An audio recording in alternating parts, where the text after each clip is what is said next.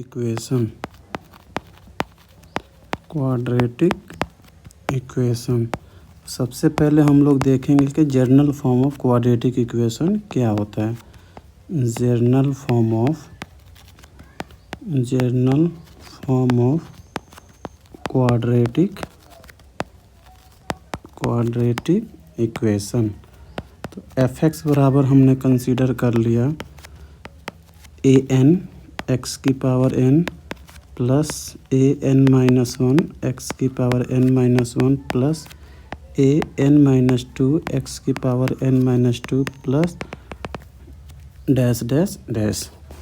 अब इसमें हम लोग क्वाड्रेटिक इक्वेशन में पावर के अकॉर्डिंग अपना इक्वेशन चेंज होते रहेगा। इफ़ द, जैसे मान लीजिए if the highest power of variable, if the highest power of variable is 2 then it called quadratic equation. अगर x की हाईएस्ट पावर 2 रहेगी तो हम लोग क्या बोलेंगे, क्वाड्रेटिक इक्वेशन। लेकिन अगर यही if the highest power of variable, highest power of variable is 3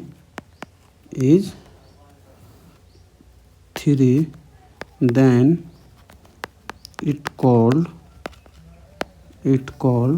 cubic equation. अगर x की हाईएस्ट पावर 3 रहेगा तो हम लोग क्या बोलेंगे, cubic equation. Next, if the highest power of variable is 4, highest power of variable is 4 then it called by quadratic equation. For example समझिए, for example ले लीजिए, एग्ज़ाम्पल के तौर पे x square plus B X plus सी दिया हुआ है। तो यहाँ पे हम लोग देखेंगे कि अपना x की हाईएस्ट, ये अपना x की हाईएस्ट पावर क्या है, 2। तो हम लोग इसको क्या बोल सकते हैं, क्वाड्रेटिक। इसको हम लोग क्या बोलेंगे, क्वाड्रेटिक इक्वेशन। इसको हम लोग बोलेंगे क्वाड्रेटिक इक्वेशन। बट अगर यही अपना मान लीजिए A X cube plus B X square plus C X plus D है, तो अब यहाँ पे x की हाईएस्ट पावर क्या है, 3। देखिए यहाँ पे x की हाईएस्ट पावर क्या है, 3। तो इसको हम लोग क्या बोलेंगे, क्यूबिक इक्वेशन। यहाँ पे x की, देखिए x की पावर अपना 2 भी है, यहाँ 2 भी है और यहाँ 1 भी है, लेकिन अपने को हाईएस्ट पावर पे फोकस करना है। तो हाईएस्ट पावर क्या है, 3। तो अगर वेरिएबल की हाईएस्ट पावर 3 है तो हम लोग इसको बोलेंगे क्यूबिक। फॉर एग्ज़ाम्पल मान लीजिए अपना ए एक्स की power 4 plus B X cube plus C X square plus D X plus E दिया। तो फिर इसको हम लोग क्या बोलेंगे, बाई क्वाड्रेटिक क्यूब, क्योंकि x की हाईएस्ट पावर क्या है, यहाँ पे 4 है। तो हम लोग इसको बोलेंगे by quadratic equation, by quadratic equation. तो ये अपना एक जनरल फॉर्म ऑफ पॉलिनोमियल है। क्या पॉलिनोमियल अपना 4 तरीके का होता है, एक तो क्वाड्रेटिक होता है, क्यूबिक होता है, बाई क्वाड्रेटिक होता है और लीनियर होता है। लीनियर किसको बोलते हैं, एग्जांपल के तौर पे समझिए। लीनियर क्या होता है, जैसे क्या होता है, वेरिएबल की हाईएस्ट पावर 1 होना चाहिए। एग्जांपल के तौर पे मान लीजिए ए एक्स प्लस बी हो जाए, ए वाई प्लस सी हो जाए, कुछ भी हो जाए, ए जेड प्लस डी हो जाए। इन सब में देखिए जो अपना वेरिएबल है, वेरिएबल की हाईएस्ट पावर क्या है, 1। यहाँ भी x की पावर 1 है, यहाँ y की पावर 1 है, यहाँ z की पावर 1 है। तो इन सब में जो भी वेरिएबल है उसका हाईएस्ट पावर क्या है, 1। तो हम लोग इसको क्या बोलेंगे, लीनियर इक्वेशन। क्या बोलेंगे, लीनियर इक्वेशन। तो ये पॉलिनोमियल का ओवरव्यू होता है कि अगर आपसे कोई भी पॉलिनोमियल पूछे तो पॉलिनोमियल का क्या जवाब देना है। हर उस इक्वेशन को पॉलिनोमियल बोलेंगे जिसमें अपना वेरिएबल इन्वॉल्व होता है।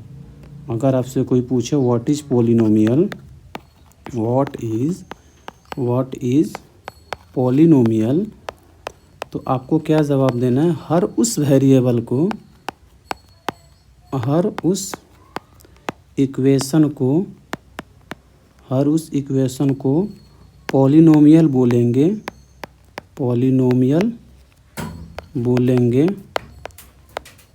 जिसमें वेरिएबल इन्वॉल्व हो, जिसमें क्या है, वेरिएबल इन्वॉल्व हो।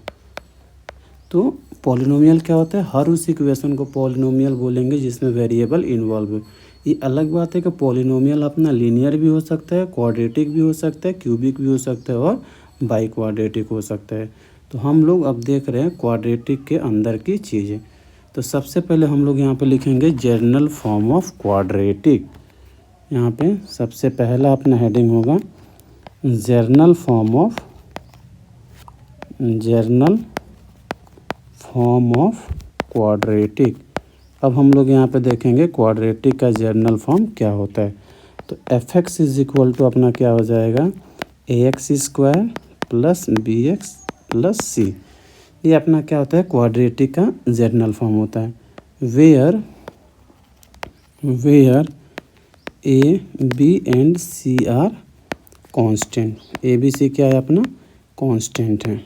ठीक है, अब इस क्वाड्रेटिक इक्वेशन को हम लोग क्या देखते हैं, थोड़ा सा रूट्स के बारे में जानते हैं इस क्वाड्रेटिक इक्वेशन का। जैसे मान लीजिए जो अपना क्वाड्रेटिक इक्वेशन दिया है A X square plus B X plus C equal to 0।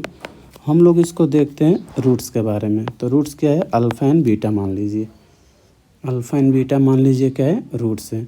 तो हम लोग सबसे पहले इस क्वाड्रेटिक इक्वेशन का देखेंगे सम ऑफ रूट्स। सबसे पहले क्या देखेंगे, sum of roots. Alpha plus beta को हम लोग क्या बोलते हैं, सम ऑफ रूट्स। तो सम ऑफ रूट्स क्या होता है, माइनस बी बाई ए। तो माइनस बी बाई ए का मतलब क्या हो गया, कोफिशिएंट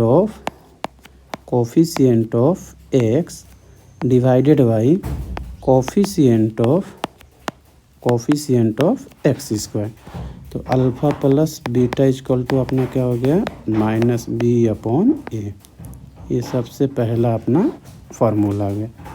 दूसरा इसमें पूछ सकता है product of roots, alpha into beta.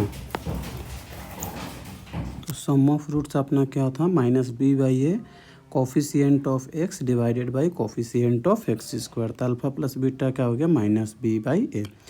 उसी तरीके से अल्फ़ा इंटू बीटा देखेंगे। अल्फ़ा इंटू बीटा क्या होता है, प्रोडक्ट ऑफ रूट्स। तो प्रोडक्ट ऑफ रूट्स क्या होता है, सी बाई ए। तो सी बाई ए का मतलब क्या हो गया, constant terms upon coefficient of x square. Example के तौर पे मान लीजिए, फॉर एग्जाम्पल अपने पास एक क्वाड्रेटिक इक्वेशन है x square minus 9x plus 20 बराबर 0। ठीक है, तो हम लोग सबसे पहले यहाँ पे ए बी सी का वैल्यू लिखेंगे। तो ए बी सी क्या होता है, जो अपना एक्स स्क्वायर का कोफिशिएंट होता है। एक्स स्क्वायर का कोफिशिएंट यहाँ पे क्या है, 1। एक्स स्क्वायर का कोफिशिएंट क्या है, 1। तो यहाँ पे अच्छा इसको कंपेयर कर लीजिए, अगर आपको कोई कन्फ्यूजन हो तो इसको कंपेयर कर लीजिए। General form of quadratic equation क्या होता है, A X square plus B X plus C बराबर 0। तो अगर कंपेयर करोगे यहाँ पे एक्स स्क्वायर का कोफिशिएंट कुछ भी नहीं है तो 1 है। तो ए बराबर क्या हो जाएगा, यहाँ से 1, बी बराबर क्या हो जाएगा -9 और सी बराबर क्या हो जाएगा 20। तो अपना यहाँ से ए बी सी का वैल्यू आ गया। अब अपने को निकालना है सम ऑफ रूट्स। तो सम ऑफ रूट्स मतलब क्या होता है, alpha plus beta minus B by A. तो माइनस बी, तो बी की वैल्यू क्या है -9 अपॉन ए की वैल्यू क्या है 1। तो माइनस माइनस क्या हो गया, +9। दूसरा आपको निकालना है alpha into beta. Alpha into beta क्या होता है, सी बाई ए। सी की वैल्यू क्या है 20 और ए की वैल्यू क्या है 1। तो अल्फ़ा इंटू बीटा क्या आ गया 20। तो जो अपना फाइनल आंसर होगा alpha plus beta equal to 9 और alpha into beta equal to 20। ये अपना क्या हो जाएगा